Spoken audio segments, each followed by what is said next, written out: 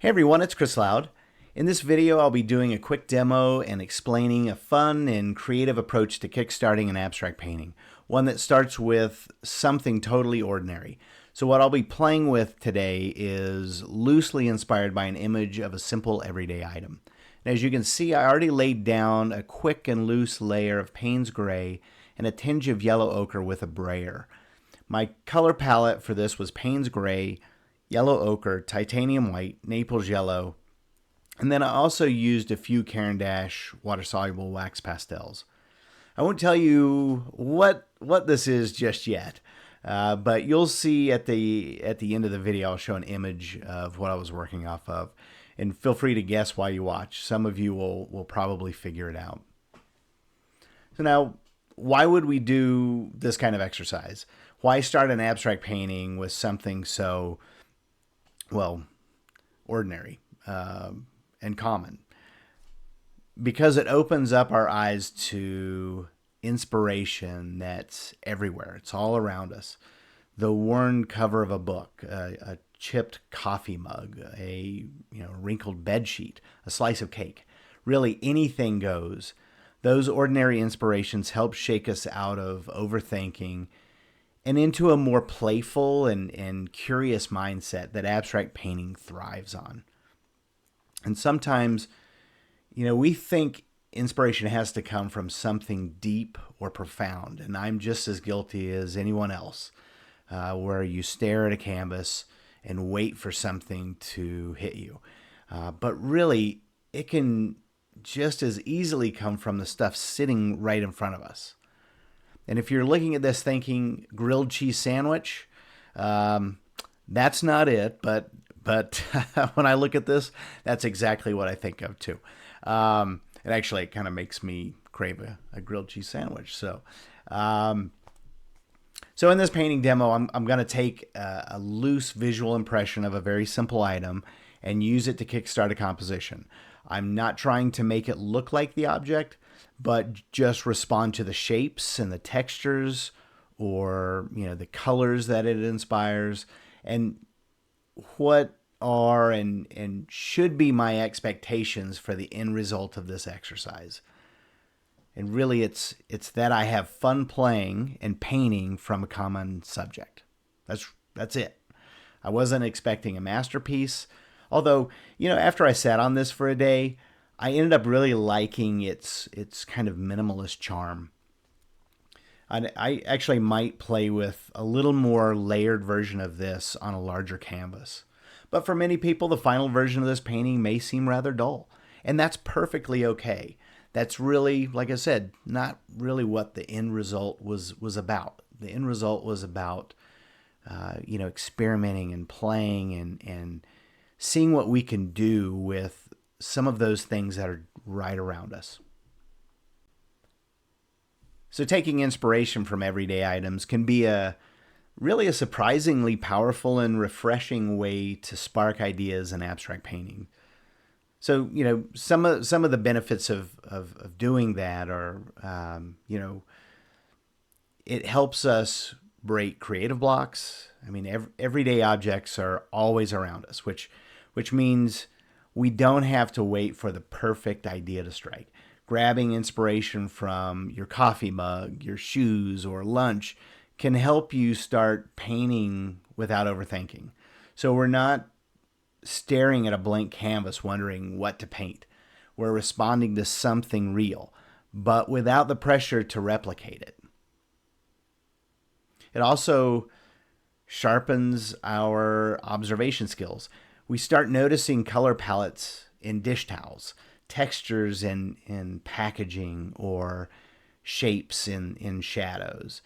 And this awareness adds depth and uniqueness to our abstract work.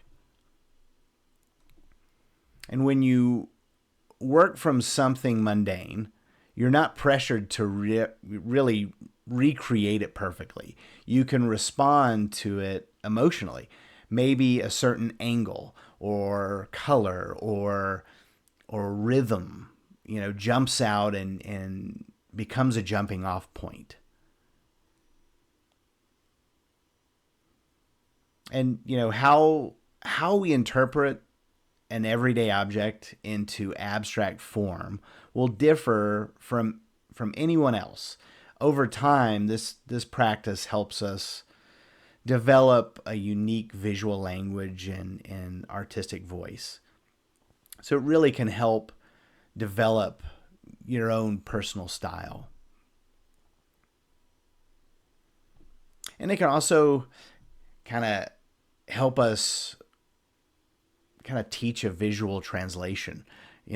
So translating an ordinary object into abstraction strengthens our ability to simplify, to exaggerate, to experiment with elements like shape and line, color and texture. It's like flexing your visual problem solving muscles. It also can, in kind of a fun way, keep you connected to your environment. It makes your artwork feel personal and grounded. So, we're not just painting in a vacuum. We're responding to our world, our routine, and our surroundings. I was just taking a little mat here and just seeing if I could find anything out, because at this point I felt like I was kind of at this ugly stage. It really wasn't sure what I was going to do with this. And so I just kept playing. The other thing about doing this is, it kind of creates hidden stories in our work. So, even if the viewer doesn't know what inspired the piece, we do. And that can give the painting more emotional depth and meaning for us. And sometimes the viewer picks up on that too.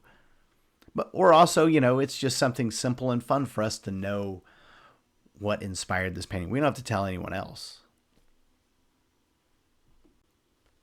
So one thing I like to do throughout the day is when I see those interesting or notice those interesting items or scenarios, I like to take a picture of them.